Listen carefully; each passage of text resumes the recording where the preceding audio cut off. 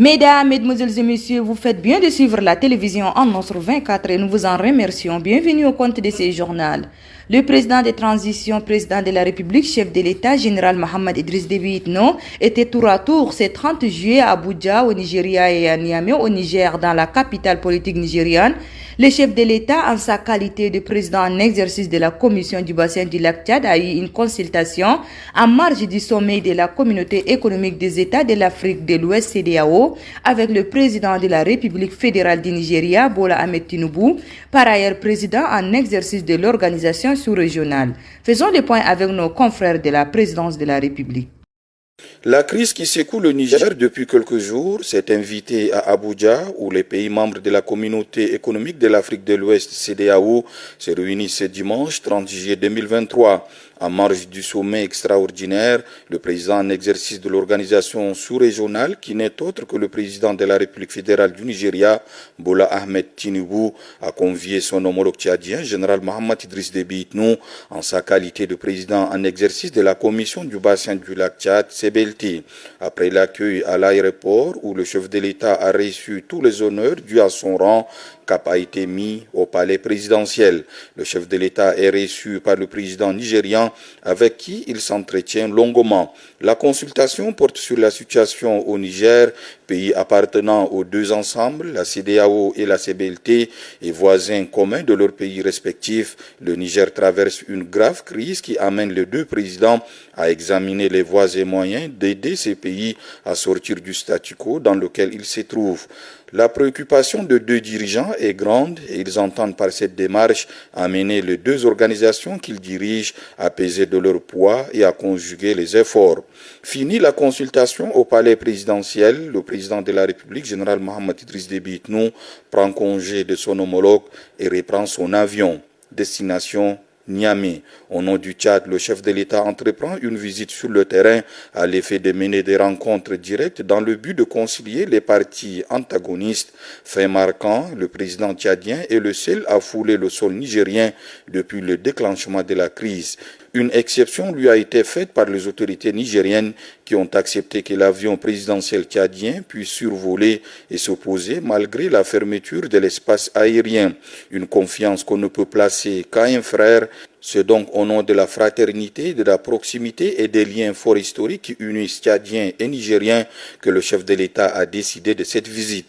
À son arrivée dans la capitale nigérienne, le président de transition, général Mohamed Idriss Déby Itno, est accueilli à l'aéroport international Diori Hamani par le général Salif Omoudi, une grande figure du Conseil national de sauvegarde de la patrie. Les deux hommes ont eu un bref échange au salon d'honneur, occasion pour ceux au cadre du CNSP de saluer la démarche tchadienne acceptée malgré le refus opposé aux autres initiatives. Puis le chef de l'État est conduit au palais présidentiel, précisément à l'état-major de la garde présidentielle, où il rencontre le général Abdourahmane Tiani, président du Conseil national de sauvegarde de la patrie.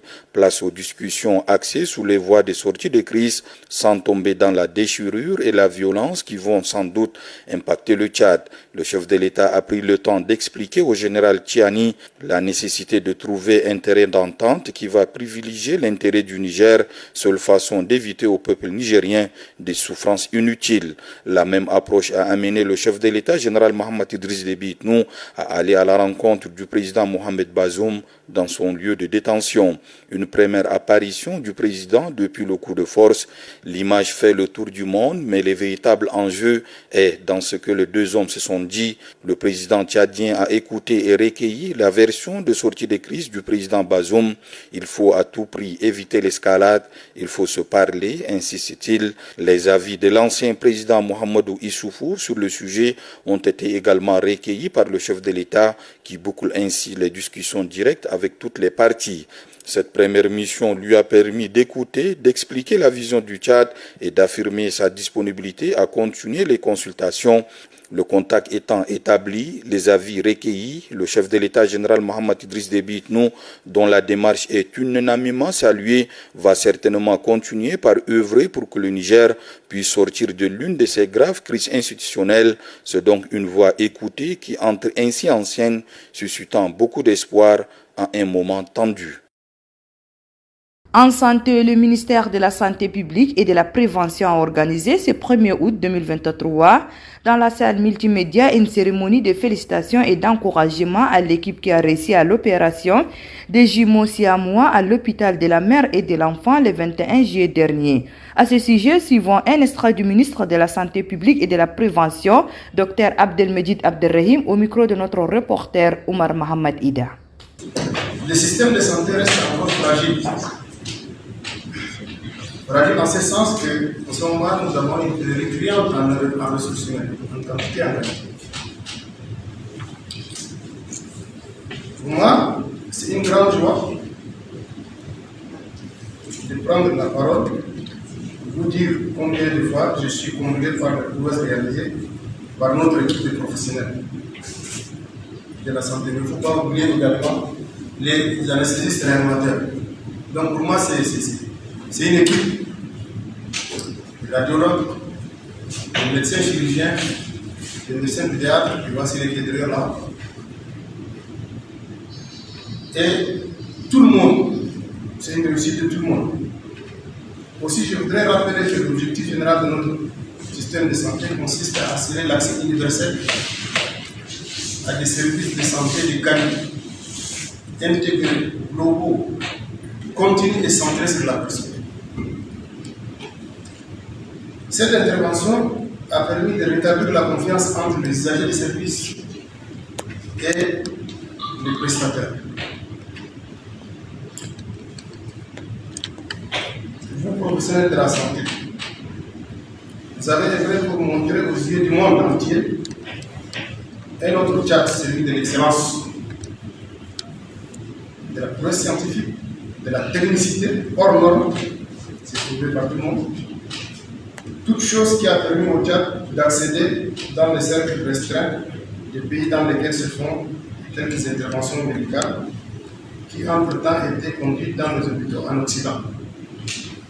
Je voudrais vous féliciter très sincèrement au nom des plus hautes autorités,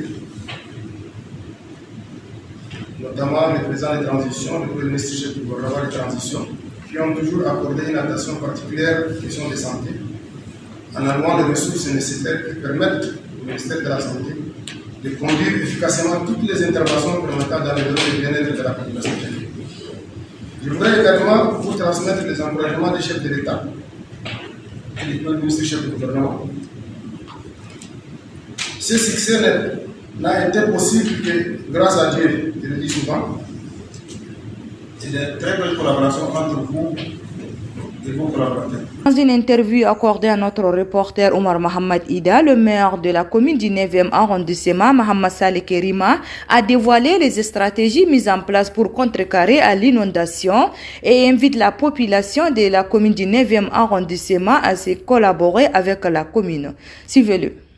La première stratégie pour lutter contre l'inondation, ça vraiment c'est le lieu de remercier le chef de l'État, le général Mohamed Tino et l'ensemble du gouvernement tchadien qui ont déjà mis la première pause de la construction. Et là, la construction a commencé immédiatement. Maintenant, si vous avez constaté en venant, vous allez voir un peu partout, il y a la construction de la digue qui est en cours. D'ailleurs, juste quand je peux dire, c'est à 50% déjà réalisé. Ça, c'est la première des stratégies pour contrecarrer l'inondation. Par ça, la commune, avec l'ensemble de la société civile, l'ensemble des soins des jeunes, les leaders religieux, tout le monde, la société civile, nous nous sommes mis ensemble parce que nous sommes déjà suivis, ce qu'on appelle, on a déjà suivi une fois l'inondation. Donc on est en train de se préparer en déposant la terre, en achetant des sacs vides.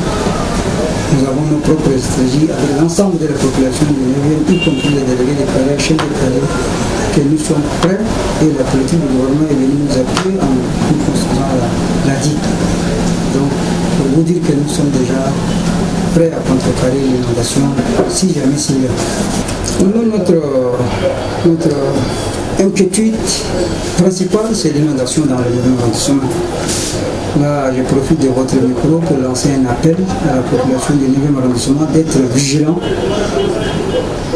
et de ne pas écouter ce que les gens disent. Parce qu'il y a des gens qui sont mal intentionnés, qui ne veulent pas la paix dans ce pays, disent que la digue est en train de construire d'une manière mauvaise. Il y a d'autres qui disent qu'il y a la construction arrêtée, d'autres disent non, même avec la construction, l'eau va toujours inonder le level. Tout ça, c'est des histoires pour moi. Il faut qu'on ait la confiance, il faut qu'ils mettent de la confiance à la mairie. La mairie fait confiance à ses leaders. Et là, nous allons peut-être être sauvés de cette inondation, puisque le gouvernement fait de son cheval de bataille cette inondation. Pas seulement dans le 9e, dans l'ensemble de la ville, dans l'ensemble du Tchad, mais pour le moment, le premier bénéficiaire de la construction de la digue, c'est le 9e. Il va y avoir certainement d'autres provinces qui ont besoin de le même travail, mais dans le 9e, nous sommes déjà rassurés par cette construction et je demande aussi à la population d'être vigilant, de ne jamais écouter les ondes.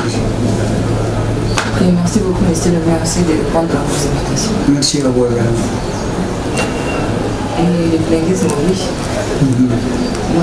Les coordinateurs techniques de la CONOREC, en tant que commission nationale chargée de l'organisation du réforme constitutionnelle, Issa Adjidei, a expliqué la mission principale de la dite commission. Suivez-le au micro de notre reporter Djoueri Abdoulaye Diddo. Ces missions, c'est simplement d'organiser justement le référendum constitutionnel qui, comme vous le savez, est une émanation du dialogue national inclusif souverain. Il disait qu'il fallait organiser un référendum parce qu'il y a une nouvelle constitution qui sera soumise au peuple. Voilà. Donc c'est pour organiser ce référendum-là que la CONOREC a été mise en place. Nous avons d'abord procédé à la formation, nous avons retenu 1700 personnes qui ont été formées et après la formation, il y a eu une évaluation pour voir s'ils ont bien compris le système, s'ils ont bien compris l'application qui est installée dans les kits, parce que demain c'est avec cela qu'ils travaillent. Donc nous avons fait une évaluation et suite à l'évaluation, nous avons retenu les 1400 meilleurs et c'est ceux-là qui sont sur le terrain. Donc ils ont bien été formés auparavant. Et c'est la fin de cette édition. Merci de l'avoir suivi. Au revoir et à demain. Bonne suite de programme sur la télévision en Nasr 24. Merci.